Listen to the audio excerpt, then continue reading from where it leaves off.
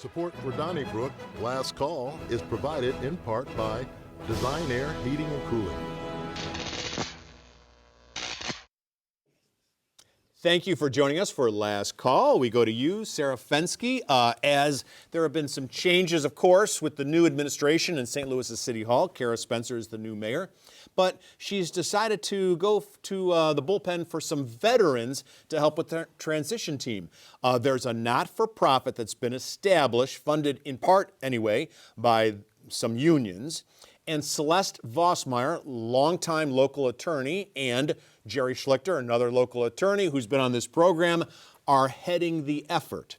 Do you think there's any problem with a not-for-profit that's not necessarily accountable to the taxpayers to be running a transition? Yeah, it's not my favorite thing, but I have to defend how they're doing this because I don't think there's another way to do this. You know, you have a 1-week transition between getting elected and taking office. You have hundreds of positions you have to replace, and some of them, like the absolutely most critical positions to the kind of services that people want. And the way that you can do that is you have to try to get around the personnel department, get around all these creaky, archaic systems that we have in St. Louis, and you do something that's a little less transparent. I'm going to defend it. Right. I just, the call was we're going to do things differently and it's going to be a different St. Louis. And now you got this not-for-profit and I keep seeing the same old names and people are coming back. And what I tell you, Bill, you cannot put enough chains on a St. Louisan without them bubbling back up to the top of the river. And put enough dirt on it. Right, exactly.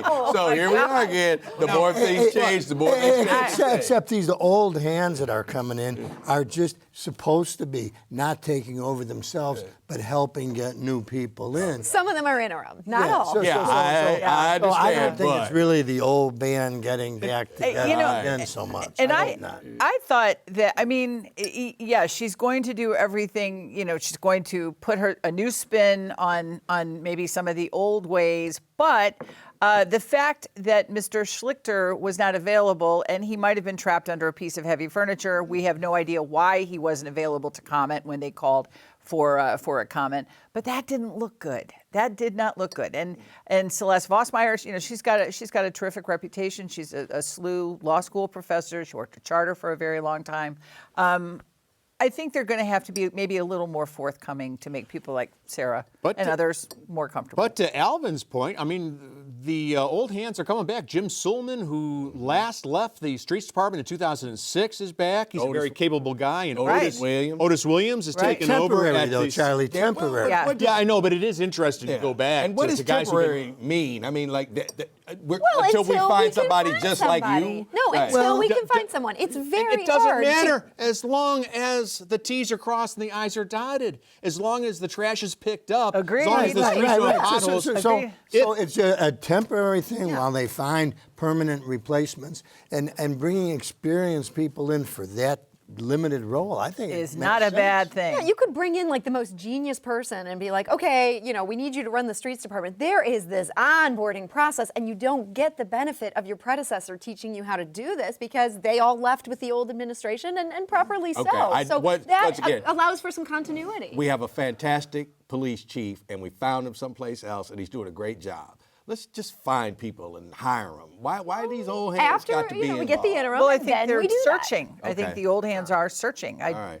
And they go find them all downtown and. Well, they didn't get the new chief in a week. It was a long process, if I remember right. Right. You still didn't like it. Next topic. Time is limited. Wendy, on April 20th this year, it was kind of weird because the Granite City Warriors played the Collinsville Jayhawks in baseball, and it's possible that in the next year or so, they're going to have to change their names.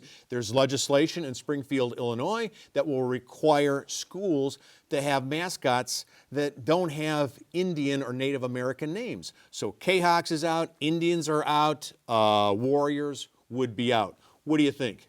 I think that's why President Trump won a second term. I truly do. I think that a lot of people think it's an overreach. I think that when you talk to some of the school administrators and the students who are involved and the families of the students who are involved, they don't see it as a derogatory, a warrior is a good thing. You know, and I think that's where it just looks like, I think in the minds of a lot of people, you know, big bad government coming down on Main Street, USA, and I don't think it's derogatory every single time. And again, this seems to be so selective. The Kansas City Chiefs were supposed to stop the tomahawk chop or whatever they call it. They still haven't stopped. So when you start picking on these little rural high schools, it's just not a good look. Yeah, I agree with you. And I was just going to mention, like, say, well, you got the Golden State Warriors, Kansas City Chiefs, two teams that I'd like to root for. I don't find those names to be derogatory in any sense. I also think you can't pass a state law that says you can't do it. And two, kind of along your lines, this is one of those things where I ask, like, okay, how many offended people vote in the state of Illinois? I mean, politically, why are you even going down this lane? I mean, that's why you have what's happening in Illinois, that the people in the more rural areas are so angry at the state government and they want to talk about seceding. But on the other hand, I don't get why we cling to these mascots. We have Native Americans saying, we don't like this, don't do this, don't call this the K-Hawk. I get warrior. I am kind of confused on that one. Yeah. But some of these other ones, it doesn't work. And why? I don't understand the loyalty to something that could so easily be changed. Oh, Sarah, these people that have lived in these towns forever. And Generational. There's some names that, like the Pekin Chinks. Yeah, that needed to be I mean, had that to was be one changed. That's bad. That has to change. Redskins. The Washington Redskins, that has to change. Right. But the K-Hawks, the Warriors, yeah. the- Right. Now, I okay, don't now, see and people, that at all. this is, look, they are still upset about this, but it was decided by the University of Illinois that Chief Alina wouldn't be out there jumping around before the football and the basketball games. Now, here's some white kid out there, you know, jumping around in the full Indian kind of thing, and they may have had a black kid at some point, but I never saw him. But that was insulting. Yeah. All right, so the university kind of did away with it. And there's still some people that are really upset about that. I mean, And they should get over it. Yeah, I agree. Aren't they trying to resurrect? Some people in Washington are trying to resurrect the Redskins, and they're saying, nope, that No, ship that's has not sailed. Hey, I Right. was in Ireland last summer in a saloon, and I asked a guy, an Irish citizen, how do you feel about the Notre Dame Fighting Irish? And I said, is that insulting to you? He goes, well, considering that we've been fighting the British for 800 years, I love it.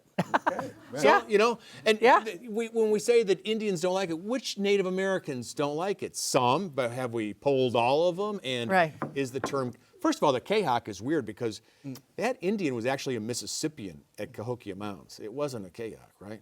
And actually, I mean, I'm no expert. You would And be who one knows of the. what they call themselves. Right, Yeah. exactly. Yeah. You don't even know what happened to them, right? Right. well, that's right.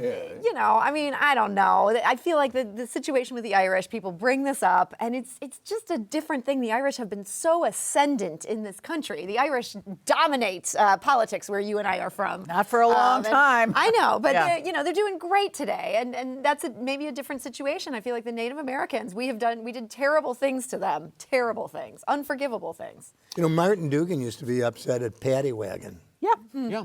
You know, he Sure. found that very offensive. Or if we go out to Humphreys, do we go Dutch? No, you can't say that. I don't know why Can't say you that. can't. That's a compliment. It's a slur. Is it? No, I'm going to ask my Dutch friends. Or if you don't pay your bet, that's Oh, welching. yeah. That's what say that either. I know a million of them. Most I can't say on the Thank you. Yeah, that's good. Come on, guys. Hey, that's it for Last Call. Thanks for joining us. Last word on Last Call. We'll see you next week.